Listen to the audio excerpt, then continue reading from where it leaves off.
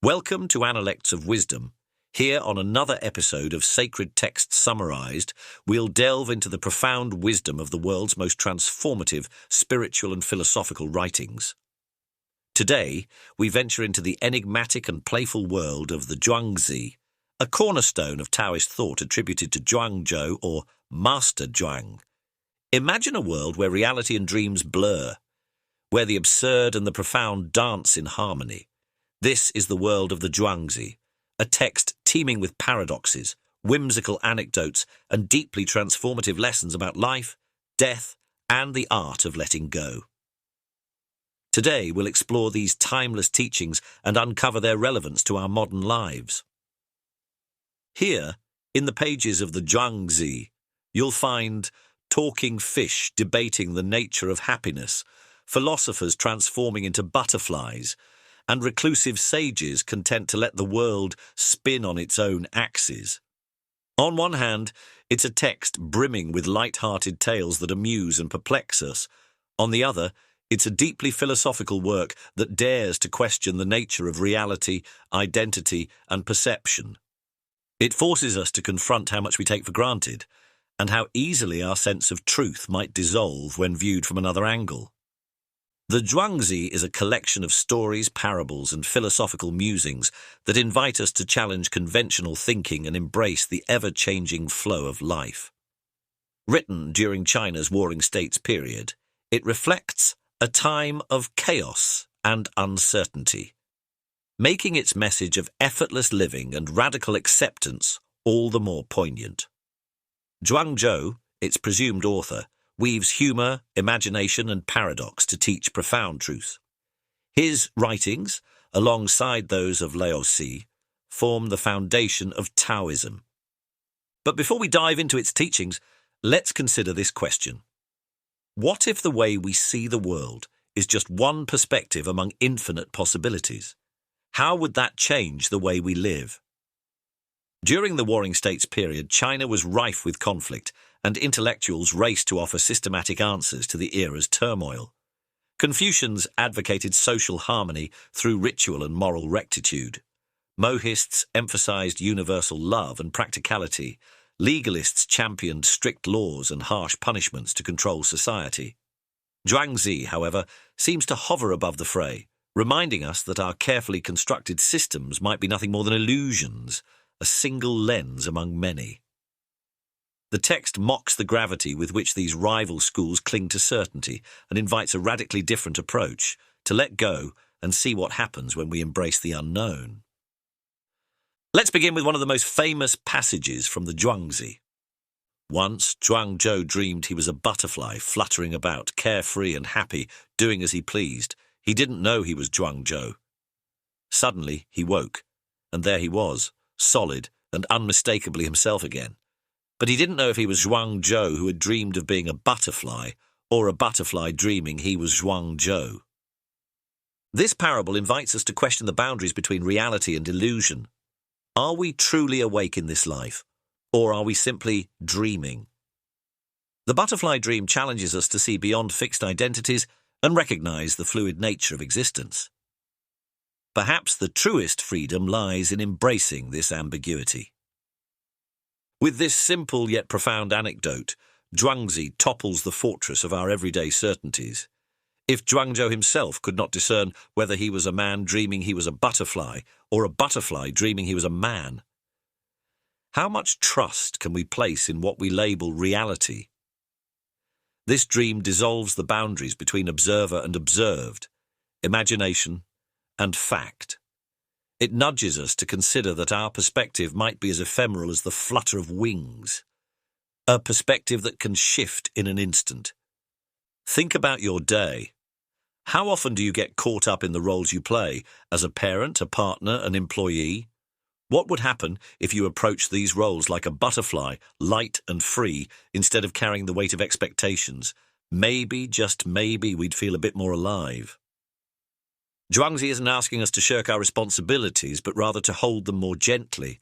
Our labels, brother, sister, student, leader, can become so heavy that we mistake them for our essence. The butterfly dream helps us question this rigid identification. After all, if our most basic self might be illusory or part of a larger cosmic dream, then perhaps we can approach life's demands with a more fluid, open-hearted spirit. Another key teaching in the Zhuangzi is the concept of Wu Wei, often translated as non-action or effortless action. But don't be fooled by the term. It doesn't mean doing nothing. Instead, it's about aligning with the natural rhythms of life, rather than forcing outcomes. Zhuangzi tells the story of a butcher whose skillful carving of an ox becomes an art form because he follows the contours of the ox's body, effortlessly moving with its natural structure. This idea of flowing with the world, rather than fighting against it, resonates deeply in today's hustle-driven culture. How might we adopt Wu Wei in our lives? Perhaps by pausing, listening, and finding the path of least resistance in our daily challenges. The butcher's blade gliding through an ox suggests a profound lesson. When we learn to see the hidden lines of the world, whether those lines exist in a relationship, a work project, or even our own body and mind, our efforts become graceful.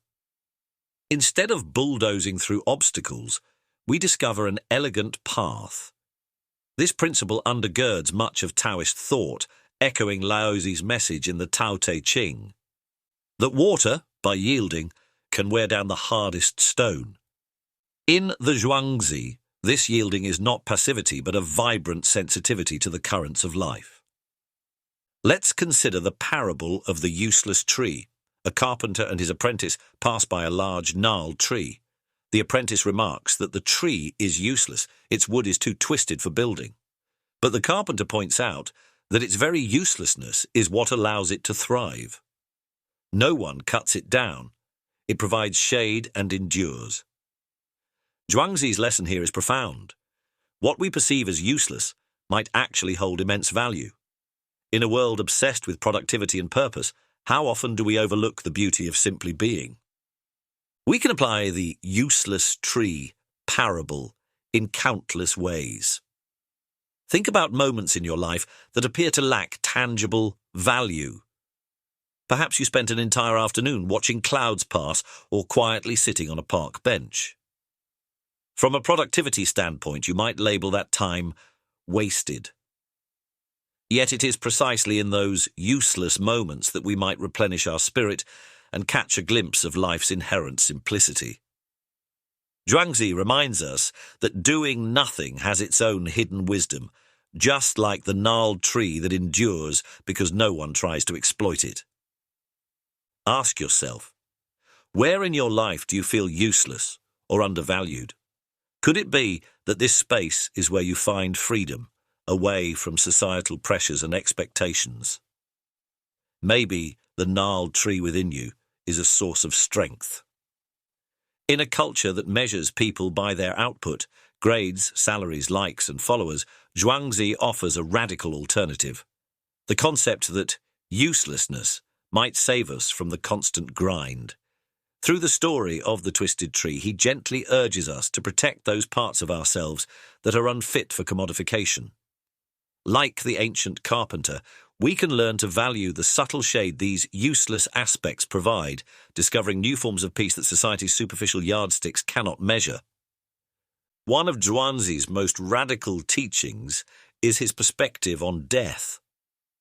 When his wife passed away, he reportedly banged a drum and sang, celebrating the natural transformation of life. To Zhuangzi, death is not an end but a change, much like the seasons. In one passage, Zhuangzi dreams of his own transformation, becoming a snake, a bird, and eventually a man again. The message is clear. Life and death are but two notes in the great symphony of existence. By likening death to a simple shift in season, or a dream that we wake from, Zhuangzi reframes our deepest fears. It's not that he dismisses grief, rather he sees the universe as a grand, dynamic cycle in which all things constantly transform. If our identities are as malleable as the butterfly's dream, then what is death but another phase in the cosmic dance? This perspective can bring solace in times of loss, offering a gentler context in which to hold our sorrow. Consider, how would your perspective on loss and change shift if you saw them as natural transformations rather than permanent endings? How might this bring peace to the cycles of gain and loss in your life? Recognizing life's cyclical nature can help us navigate personal challenges, be they the loss of a job, the end of a relationship, or even the demise of a cherished dream. Zhuangzi reminds us that letting go doesn't mean discarding our memories or emotions. It means making space for the new forms that inevitably arise. Just as trees shed leaves and later bud again, our moments of darkness can become the ground from which new possibilities sprout. Beyond these famous tales, the Zhuangzi also explores the art of free and easy wandering, an ideal state where we move through the world without burdensome judgments or rigid identities. Consider the opening chapter with free and easy wandering, which describes the giant fish kun transforming into the colossal bird peng, soaring high above the earth. This image, outlandish and mythical, underscores the text's boundless imagination. Zhuangzi suggests that by releasing our fixation on practicality and control, we might discover an inner expansiveness like Peng's massive wingspan. Another key passage appears in Discussion on Making All Things Equal. Here, Zhuangzi questions our reliance on logical distinctions and dualities, right and wrong, good and bad, large and small. He suggests that these categories are human constructs rather than absolute truths. By accepting that all things can be seen as equal from a higher vantage point, we loosen our grip on the judgments that confine our sense of reality. Paradoxically, this doesn't lead to moral relativism so much as to compassion, humility, and an openness to the mysterious oneness underlying existence. We also encounter sitting in forgetfulness, where a disciple describes entering a state of deep stillness, letting go of sight, hearing, and even consciousness itself.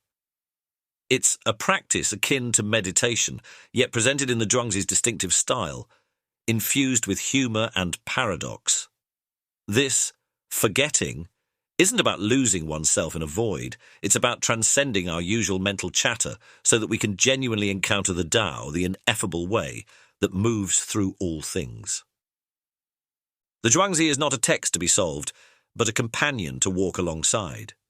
Its playful, paradoxical stories remind us to question our certainties, embrace life's unpredictability, and flow with the great current of existence. Whether you see yourself as Zhuang Zhou or the butterfly, the invitation is the same, to live lightly, freely, and fully. Thank you for joining us on this journey through the Zhuangzi. If these teachings have sparked something within you, consider sharing them with someone who might benefit from their wisdom. Until next time, may you find joy in the dance of life, however it unfolds. In an age of information overload and constant demands, the Zhuangzi stands as a beacon of radical simplicity and humour. It does not offer a set of commandments, nor does it claim to have the final answer. Instead, it plays with contradictions and invites us to hold them gently. Its anecdotes, like the gnarled tree, the dreaming butterfly, and the joyful funeral drum, remind us that life is far too magical to be trapped in neat definitions. If we approach its passages with a playful, curious heart, we may discover that the text is actually reflecting our own hidden potentials back to us, urging us to question what we normally take for granted. Ultimately, the Zhuangzi shows that by releasing our hold on certainty, we can discover a new kind of freedom. It encourages us to roam the realms of possibility, like the great bird Peng soaring above the clouds. It asks us to laugh at our own seriousness, to see usefulness in what is commonly deemed useless, and to remember that even our most dreaded transformations, like death, could be but another stage in an ever-unfolding cosmic play. May these teachings serve as a gentle reminder that our identities, our sorrows and our daily dramas are perhaps less solid than we imagine, and that there is immense liberation in that realization. So, as you step away from this episode, consider letting your mind wander lightly, like a butterfly drifting on a spring breeze. See what arises when you soften your grip, let questions linger, and greet life's contradictions with a knowing smile. In doing so, you honor the spirit of Zhuangzi, and maybe, just maybe, you open yourself to a wider, more wondrous way of being.